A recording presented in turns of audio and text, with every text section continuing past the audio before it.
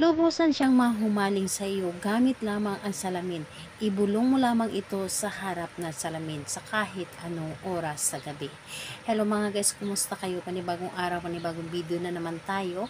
And sa araw na ito ay isa na namang video ang aking ituturo sa inyo na simpleng gabay o simpleng pamamaraan na makakatulong sa atin. At bago ang lahat, gusto ko lang mag-disclaimer sa mga taong hindi naniniwala at hindi gusto ang mga kagaya nitong video.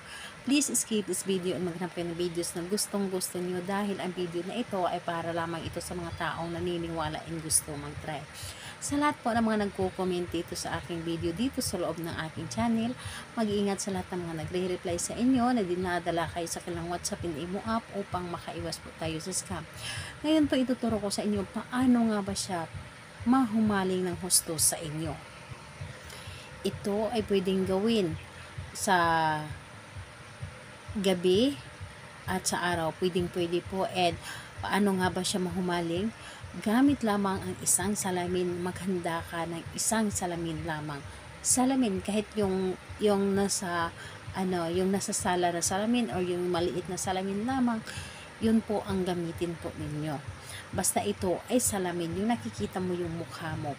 So, ayun po, dapat po, bago mo siya gawin, dapat i-ready mo ang inyong sarili. Dapat alam mo sa inyong sarili na gustong-gusto mo itong gawin. Buo ang inyong loob, tiwala at paniniwala sa paggawa nito at hindi ka nagdududa dapat sa dapat mong gawin. And ayun, kapag handa na ang sarili mo, pwedeng-pwede mo na itong umpisahan. So, ang gagawin mo dito is humarap ka lamang sa salamin. Humarap ka lamang sa salamin. And halimbawa, itong aking hawak is ito ay salamin. So, kapag ito ay salamin, ang gagawin mo, titigan mo ang inyong sarili. Titigan mo ang inyong sarili and tinitigan ninyo ang inyong sarili. At kausapin mo ang salamin, dapat ang isip mo ay nasa iyong target. Dapat ay nasa iyong target ang inyong isip.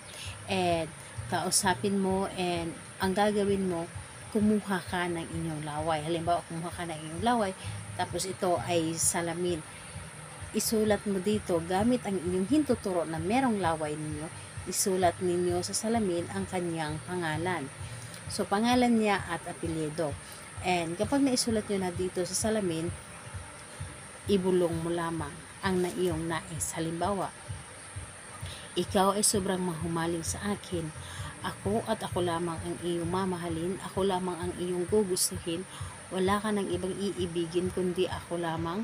Mamahalin mo ako ng higit pa sa aking sarili or higit pa sa iyong sarili.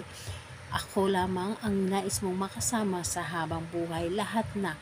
Sabihin mo na lahat-lahat kung ano man yung ang nais mo, kung ano yung nararamdaman mo, na kung ano man yung gusto mo, kung gaano mo siya kamahal, gaano mo siya kagusto, na hindi mawala sa iyo, yun ang sabihin mo sa salamin. Dapat isipin mo na siya ang kinakausap mo. Ibulong mo lamang at pagganahin mo ang iyong isip. So, ayun po, pagkatapos nun, hayaan ninyo ang inyong ginawa at wag mo itong isipin, hayaan mo ito na ito ay gumana ang inyong mga ginagawa. Napaka-effective nito ang ritual na ito, sobrang napakadaling gawin at wala ka ng iba pang gagamitin. Pagganahin mo ang inyong isip at kailangan buo ang inyong loob dito sa paggawa at dapat po ay naniniwala kayo.